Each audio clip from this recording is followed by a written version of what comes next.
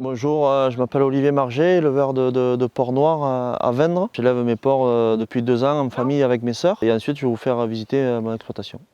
J'élève des porcs noirs en agriculture biologique, en autoconsommation puisqu'on produit nos propres céréales. On élève tout ça et ça se complète avec les élevages qu'on a à côté qui sont des taureaux de combat et des Black Angus pour la viande. Mon père a démarré l'élevage de taureaux de combat et de taureaux Camargue il y a maintenant 35 ans. Et donc moi je prends la suite avec mes sœurs et petit à petit on apporte des pierres à l'édifice donc qui sont cette viande qui est succulente, tout ça pour avoir une qualité de viande hors norme et sortir du sillon. La reproduction des cochons est très simple. Il y a un cycle de gestation de 3 mois, 3 semaines et 3 jours.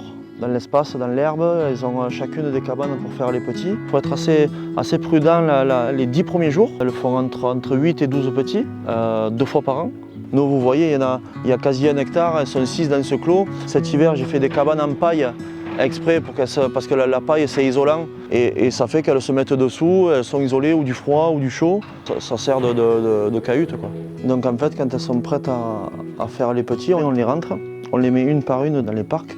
On met de la paille bien de partout, une lampe chauffante là derrière et au moins dès qu'elle met bas, les petits vont sous la lampe chauffante et elle en écrase beaucoup moins. Donc c'est un super système pour sauver des petits. Ouais. On les nourrit 1 fois par jour, tous les matins, donc avec nos produits, avec notre orge, notre farine de riz, notre luzerne et notre paille. Ce sont mes rizières, petits producteurs de riz depuis 5 ans puisqu'on fait que entre 12 et 20 ou 25 hectares par an, d'où l'élevage de cochons pour donner la farine de riz ensuite aux bêtes. Pour l'engraissement, donc on enlève les porcs environ à 50 jours de la mère et là on les met dans un autre clos puisqu'on fait des rotations de culture en fait avec les clos des porcs pour que les terres se reposent. C'est très important que les excréments se dilapident dans le sol, tout ça, ça fait de l'engrais.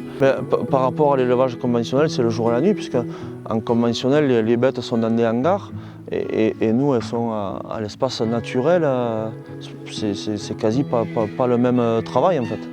Alors les cochons vivent environ 1 an et demi avant d'être tués à l'abattoir. Donc ils ont une vie pareille à l'état sauvage. Donc, ils ont une belle vie, c'est pas des cochons enfermés dans des hangars qui ne voient jamais le soleil.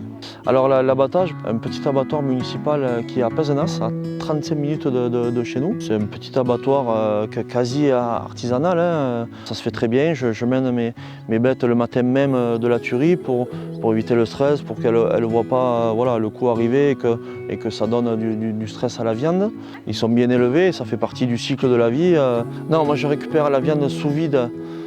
Fraîche qu'on fait en vente directe, beaucoup. Et après, je travaille également avec des boucheries locales et moins locales comme Aix-en-Provence, mais ça reste local, en dessous de 100 km. Quand nos bêtes sont tuées et livrées dans les magasins à côté de chez moi, elle a fait 1 heure de route, quoi. Quand on voit qu'après on signe des marchés avec l'autre bout de la planète, ça me fait sourire. C'est vraiment une viande d'exception et c'est pour ça qu'on a fait ça avec l'angus et le wagyu à côté parce qu'on veut ces 3 gammes de viande d'exception et les faire goûter à tout le monde parce qu'il vaut mieux ne pas manger souvent mais quand on mange, être sur le cul, quoi.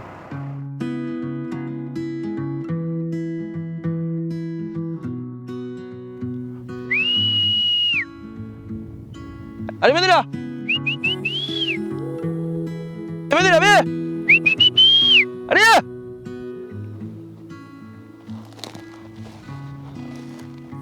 Déjà depuis, ça fait 7 ans qu'on s'est lancé là-dedans. L'élevage extensif fait que c'est une très bonne bête, l'angus, qui s'acclimate dans ces terrains un peu salés, un peu marécageux, notre territoire à nous. Les naissances se passent de façon naturelle, on met le taureau pendant 2 mois. La quasi-totalité des vaches, si tout le monde est en bonne santé, toutes les vaches sont pleines. Et comme ça, on a toutes les naissances en même temps. On n'est pas obligé de parcourir des centaines d'hectares pour retrouver les veaux. Et ensuite, elles continuent à être élevées sur des clos environ d'une 60aine d'hectares où elles pâturent toute l'année à l'herbe. Pas de grains, pas de foin, rien. Les enclos, il y en a un peu partout, c'est autour de chez nous, la propriété fait 1000 hectares d'un seul tenant.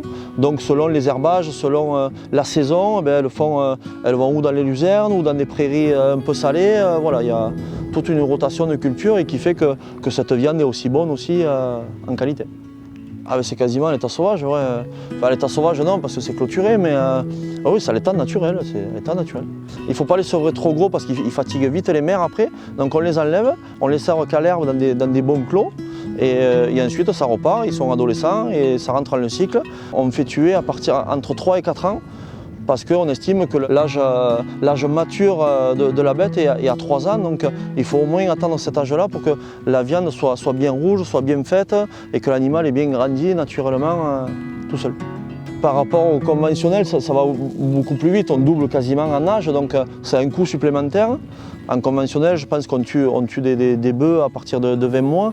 Traitement, un vermifuge par an. Et d'où d'avoir des terres aussi grandes, tu vermifuges moins et elles chopent beaucoup moins de maladies. Donc, il y en a en Camargue, il commence à y avoir pas mal d'élevage. Moi ici sur la région de Béziers, bon, on est tout seul dans l'embouchure de l'Aude. Mais sinon, ouais, il y a quelques élevages qui commencent à se monter par-ci par-là. Ouais. On a un très bon réseau de particuliers, donc du coup on a pas mal de quantités en vente directe, en colis de 5 kg, ça marche fort. Ouais. Gustativement, le Black Angus, c'est une viande qui se démarque, puisqu'en plus c'est plus que bio, c'est 100% à l'herbe, donc la viande a une fibre qui sort de l'ordinaire. L'Angus est réputé pour son persillé, le gras qui vient rentrer dans la viande naturellement, qui n'est pas poussé, donc c'est une viande qui est vraiment très très bonne. Allez!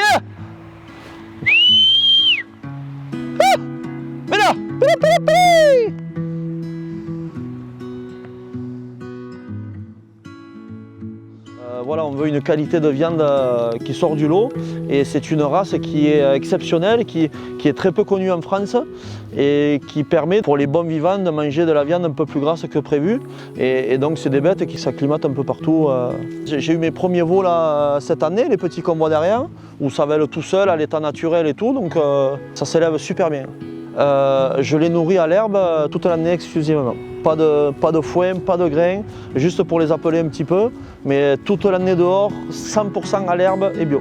Un vermifuge par an comme les autres, du moment que les bêtes sont saines, le poil brillant, comme les autres, il ne faut pas faire des traitements pour faire des traitements. En tout cas, oui, c'est une viande qui est beaucoup plus persillée que les autres. Ça fait 1 an qu'elles sont là, elles sont très bien acclimatées, elles ont très bien passé l'hiver. Bon, on a un climat méditerranéen qui est très bon pour le bétail, hein. Un peu chaud l'été, mais bon, apparemment elles n'ont pas trop souffert, pas trop de mouches.